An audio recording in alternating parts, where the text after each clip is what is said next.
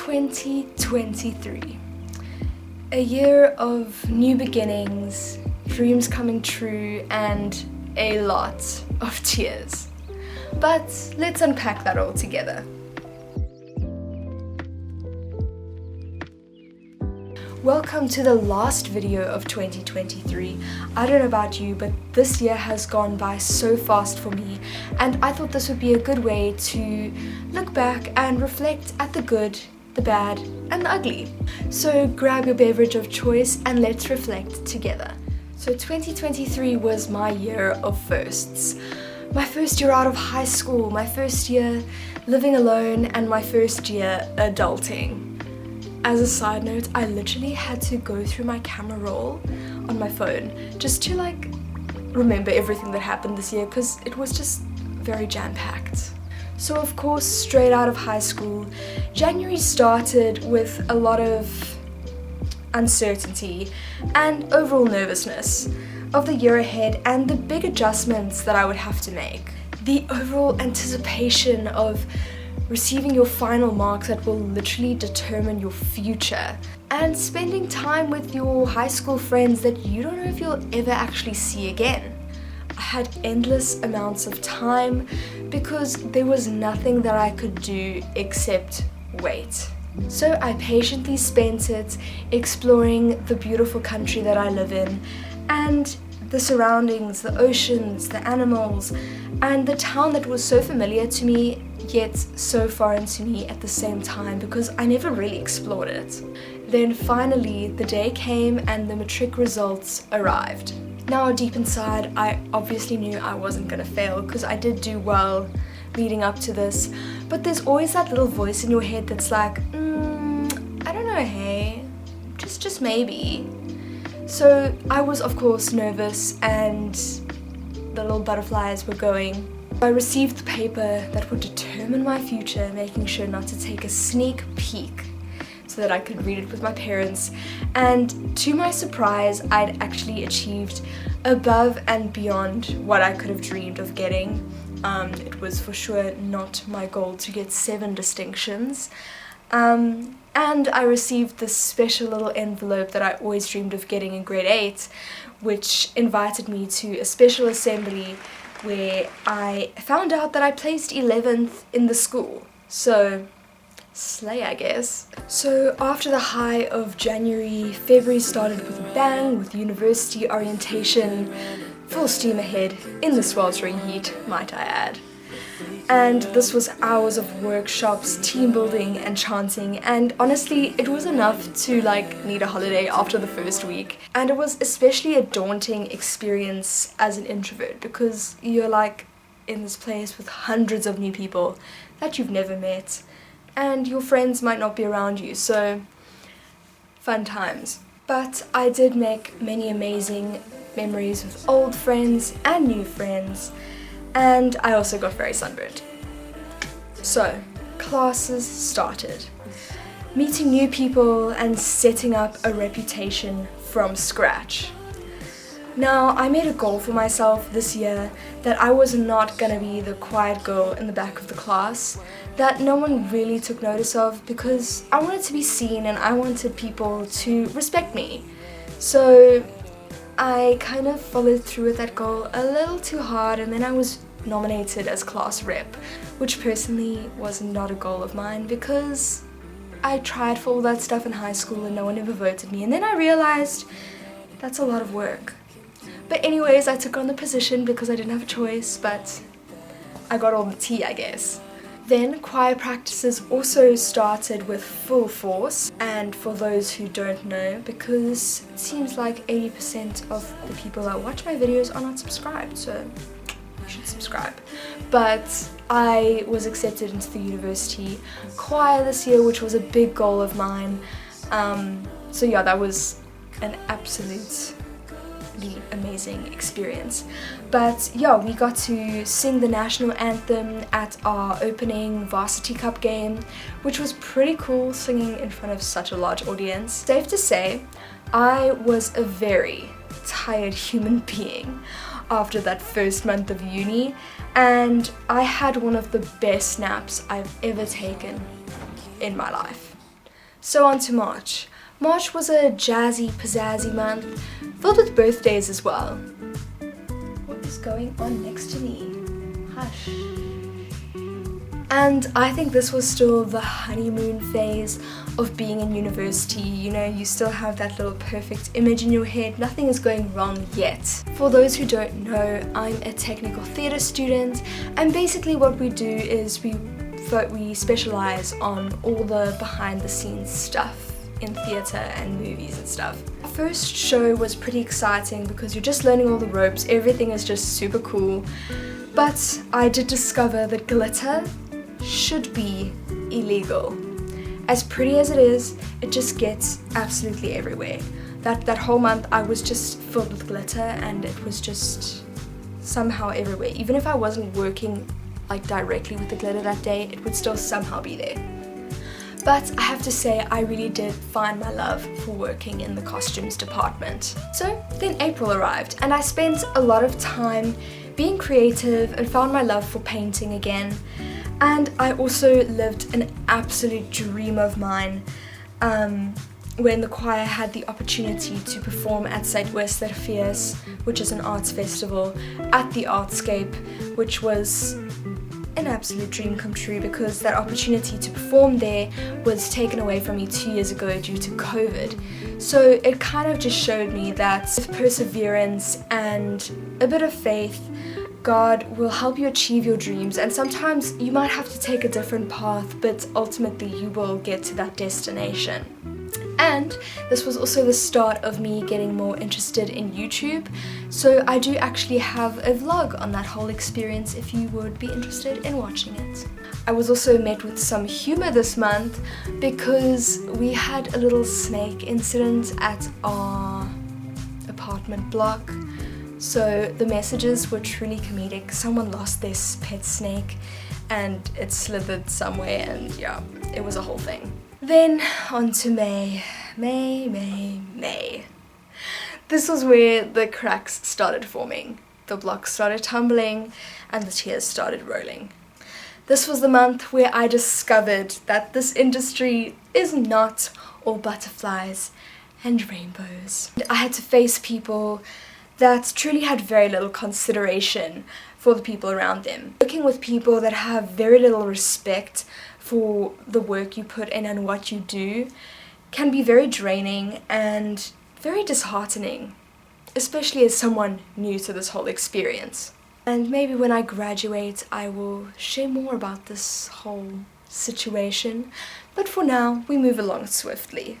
Let's just say after this month I needed a good mental health break, because I was just facing doubt if this industry was truly for me, if I was willing to deal with other people's issues and to be told if I don't like what's going on that I should just quit and not, you know, share my own voice and my own arguments. To me, the arts had never been draining. It was truly my release in life, and at this point in time I was starting to hate it. Being a Christian in the arts sometimes feels like the world is against you, and I'm not saying this to be like, what's the word, self-pitying, but it's truly how it was. Every second person was saying something to badmouth my faith or the people that I respected and the things that I stood for. I felt so helpless to speak out and share my voice because people would make fun of you and people don't really care what you have to say if it's a religious point of view. And I thought if this was the future of the arts to badmouth my God, then I didn't want to be associated with it. But during my little getaway, I realized that if I was going to quit, I would be giving others more power. And if I were to quit, my voice would truly never be heard. And soon after making this decision to go forth full steam ahead, I received the confirmation that I needed, and I received news out of the blue that I got a 50% bursary on my fees for the year. So cheers. And it wasn't even a bursary that I had applied for either. You couldn't apply for the bursary. So, with more creative projects and singing, it was time for June. So, we wrapped up the first semester and it was time for a very well-deserved holiday. Amidst preparing for the holiday of a lifetime, I threw a little birthday party for me and my 2 friends from high school. Birthdays after high school are strange, and your friendships change drastically because you go from all of the sudden seeing your friends every single day to maybe seeing them once in 3 or 4 months. And for the first time, I kind of caught feelings for a guy and kind of had the opportunity of having a boyfriend, but that didn't last very long, so yeah, I guess it was time to deal with the heartbreak on another continent, why don't we? So it was goodbye South Africa, hello Australia. Now this could be a whole another video on its own because it was just such an amazing experience and so much happened that if I were to sit here and talk about everything in this video, you'd be here for hours. So I will spare you that and kind of just give you a little highlight rundown. Getting there was super stressful because our layover was very short and I had a problem with my visa. Oh my gosh, that was very stressful and I do not want to relive that moment. But once we got there, the grass was truly greener on the other side. So my favorite part of Sydney was taking a backstage tour of the Sydney Opera House, and I even got to make some music, share my talents, you know, hand out my CV.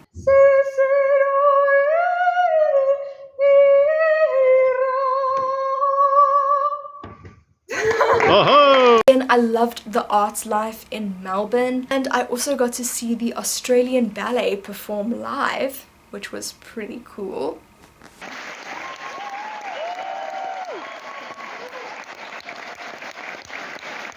Did I cry tears of joy? Yes. Yes, I did. Sorry, I'm gonna put on the aircon now because I'm sweating. There's a sound in the background, but I truly cannot survive this heat any longer. Then my favorite part of Brisbane was taking a road trip down the Sunshine Coast. Those beaches are just so beautiful and it literally looks like a postcard. And we saw a pod of dolphins swimming next to a surfer, which was just so breathtaking. Then finally in Cairns, I had the opportunity to snorkel with turtles, which was so cool. Like, yeah, nostalgia. But yeah, that was Australia, and honestly that month in Australia was probably one of the best months in my life, and I wouldn't trade those memories for anything.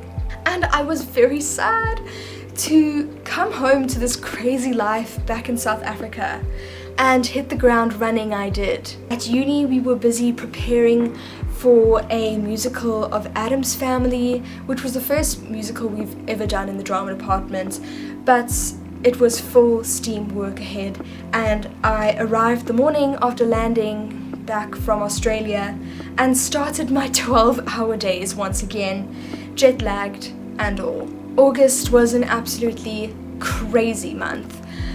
Between working on this musical, the choir filming a advertisement for the Rugby World Cup, and my birthday, it was just, I literally like sneezed and August was like, whoo! It was a lot. I really didn't have the opportunity to process the change from holiday mode back to full steam work mode. It was just like an instant switch, go. And no one really speaks about the effect that traveling to a first world country for an extended period of time and then going back to your not so seemingly perfect life in this third world country has on your mental health. Okay, like I'm not doing this to sound ungrateful, but honestly I was living in La La Land in Australia, and then where the grass was greener, and then I came back to stress. But yeah, once again I was having doubts about the choices that I had made, and the workings of my study environment, just nothing seemed good enough anymore. Everything seemed so much more hostile because everyone was so stressed around me, and the whole time I was comparing it to the things that I saw in another country. So in September I had the opportunity to become an assistant stage manager for a show at the drama department, which kind of meant that my choir practices and the show's practices clashed, which just caused more stress to my little stressful body. And choir, music and dance are kind of my releases in life. You know, everyone has their thing that gets them chill. Those are mine. And at that time I was not able to do any of them. Couldn't dance anymore because I didn't have a dance space. Choir, music, no time, clashing. Everyone was breathing down my neck. But it was the last stretch and the end was in sight, and once the show was done I could fully focus on choir and the things that truly made me happy. And it was just in time to go on tour. So we took a tour to Pretoria, and it was such an amazing opportunity to just mingle with other choirs, see what they do, and also to get a closer bond with my own choir peers. Can I just say, traveling with choristers is just so much fun and so much chaos at the same time, especially when we got stranded in the middle of nowhere with our very last bus. Safe to say, we sang our way through the whole ordeal, and it was just such a comedic moment.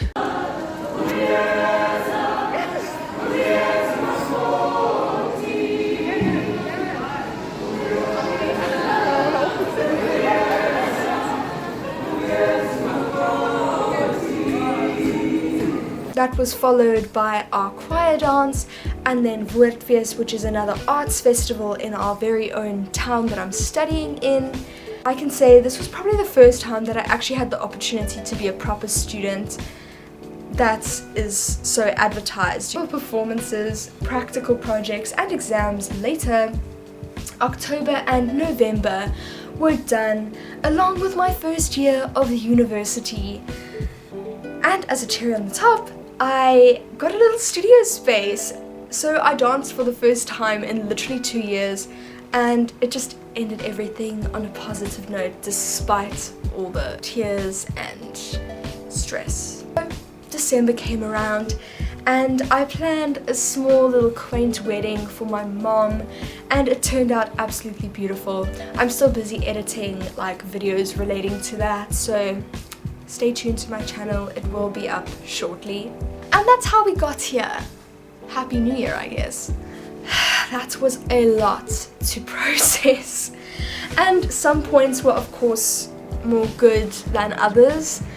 Overall, I would say this year was a year of skyrocketing highs and rock bottom lows. This year I was pushed and challenged time and time again, and I had to learn not to take everyone's opinions and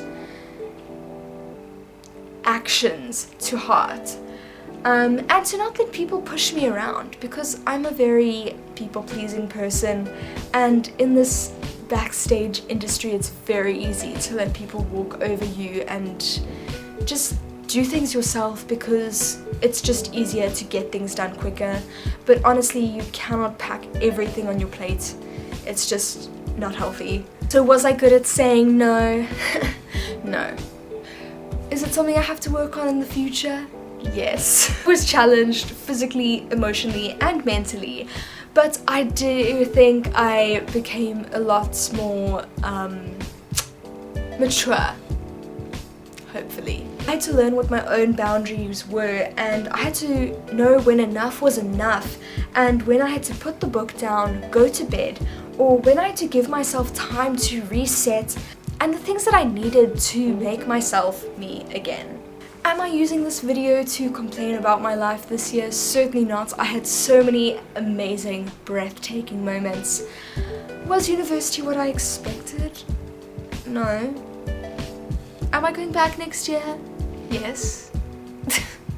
So, between all the little salty, sad moments, what am I grateful for? So many things, but just to mention a few. that I had the opportunity to make new friends and also foster the old friendships, that I had adjusted well to living by myself. I really liked my own little space and my little apartment, living by myself. That was a slay moment. I really enjoyed that. That I learned new skills and had the opportunity to be creative all the time. Do I complain quite a lot about my degree and the things that go on there? Yes, but would I trade it for sitting for hours in front of books and doing maths and physics? No.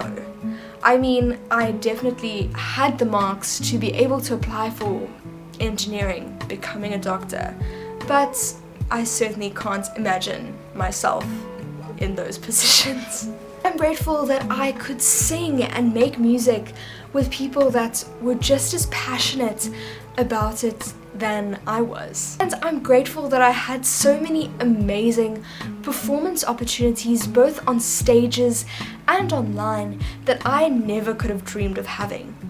I'm grateful that I had so many travel opportunities. I've never traveled so much in my life. I've flown a lot this year. I've spent a lot of time in airports this year, and I'm so grateful for it because I absolutely love traveling and also documenting that experience at the same time. I'm grateful that I could document it and make these amazing memories. I'm grateful that I had the opportunity to make the most amazing memories with the people that I love and the people that I enjoy spending my time with. And lastly, I'm grateful that God provided every step of the way, whether it was providing a bursary or even just giving me that little bit of, it's okay babe, it's okay, yeah, and I think this year really helped me, despite the difficult times, to grow closer to God and to realize that I truly cannot do this without Him. Girl, those few months that I was not reading my Bible were not the slayest of slays. Thank you for reflecting with me and listening to my little ramble of thoughts. I hope you enjoyed the kind of chaos, but the little reminiscing. I love looking back at these kinds of things and truly realizing how privileged I am to live the life that I do and kind of remind myself that not everything is bad. This world is actually better than you think. To just get away from all the negativity of life. It was for sure a therapeutic experience for me to write everything down and count my blessings and just look back and remember things I laughed about or things I cried about or everything in between. And I really hope that you could possibly relate to some of the things that I said, or even if this video just inspired you to look back at your year and kind of just reflect on everything that has happened and maybe what you could improve on for next year.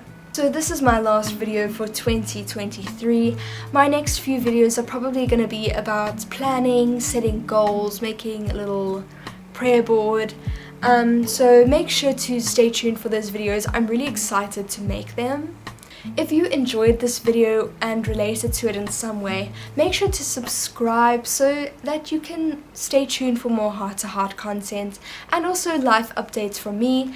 And make sure to comment what you thought of it or some of your own experiences of this year or what you're grateful for this year.